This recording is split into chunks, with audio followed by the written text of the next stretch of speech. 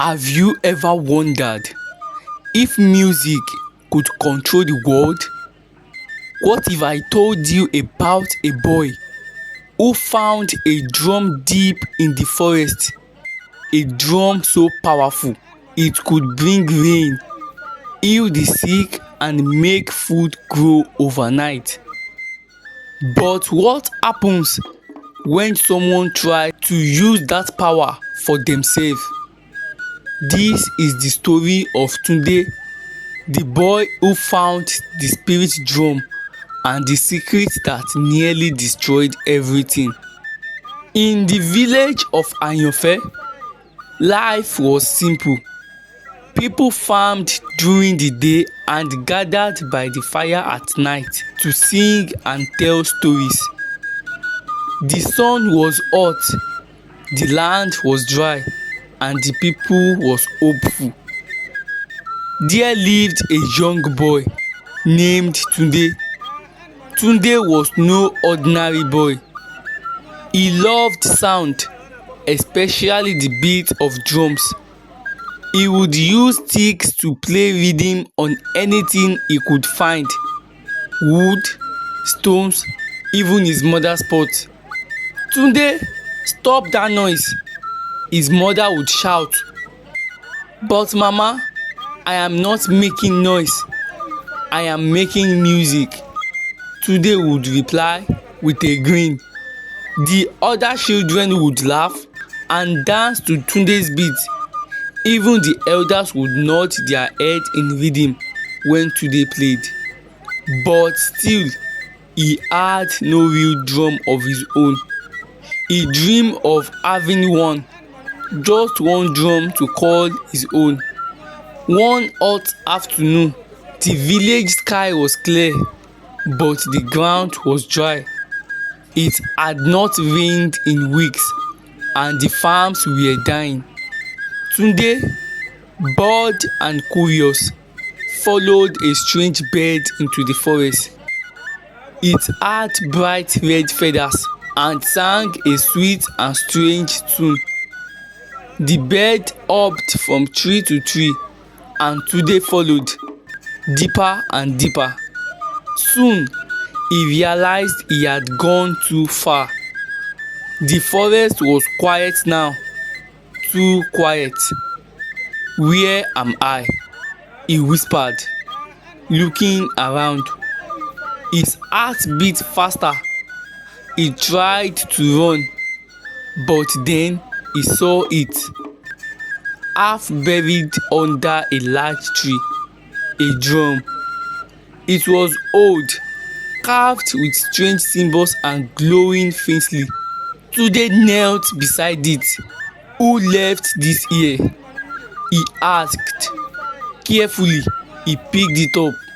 The drum felt warm, almost alive. He gave it a soft tap. The sound echoed through the forest. Birds flew into the sky, and the trees rustled. The wind blew harder, and Tunde felt a chill. He dropped the drum, but the sound had stopped. His hands shook, but he carried the drum home. That night, Tunde could not sleep. He tossed and turned. Then, in the middle of the night, he had a strange dream.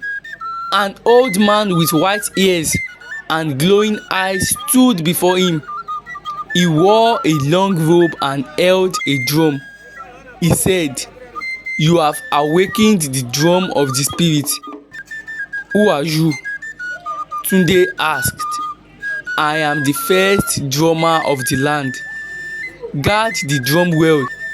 Tunde woke up with sweat on his face. Was it a dream or something more? The next day, the villagers gathered at the square. Tunde brought the drum and began to play. The sound was strong and sweet. The villagers danced and clapped. As Tunde played, clouds gathered in the sky. Thunder rumbled, and rain began to fall. "Rain, rain, it is falling," people shouted. The dry farms drank the water and the land turned green. Over the next few days, sick people were healed and food grew in abundance. The people believed the drum had power and they praised Tunde. "You are a gift to this village," the chief said. "Your drum has saved us." But not everyone was happy.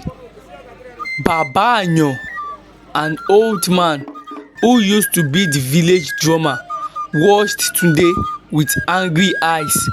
He had lost his fame and now the boy had taken his place. "That drum should be mine," Baba Ayan muttered. He whispered to himself, "I will take it and the power will be mine." One night, while everyone slept, Baba Ayan sneaked into Tunde's hut.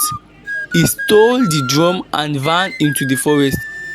In the forest, Baba Ayan placed the drum before him and began to play. But the sound was harsh and wrong. The sky turned red and wind screamed, and lightning struck the trees. A loud voice filled the air. "Greedy ants shall not hold the drum." Suddenly, the ground opened beneath Baba Ayan. He screamed, "Help me!" But no one heard. He vanished into the earth and the forest grew quiet. The drum rolled back through the forest, untouched, until it reached Tunde's hut. The next morning, the villagers found Tunde with the drum once more. They asked what happened to Baba Ayan. Tunde looked at the drum and said, "This drum is not for power or pride. It is for helping others. I will only play it when it is needed, never for myself." The people nodded in agreement. From that day, Tunde became known as the drummer of the spirit, and he played only when the village was in true need.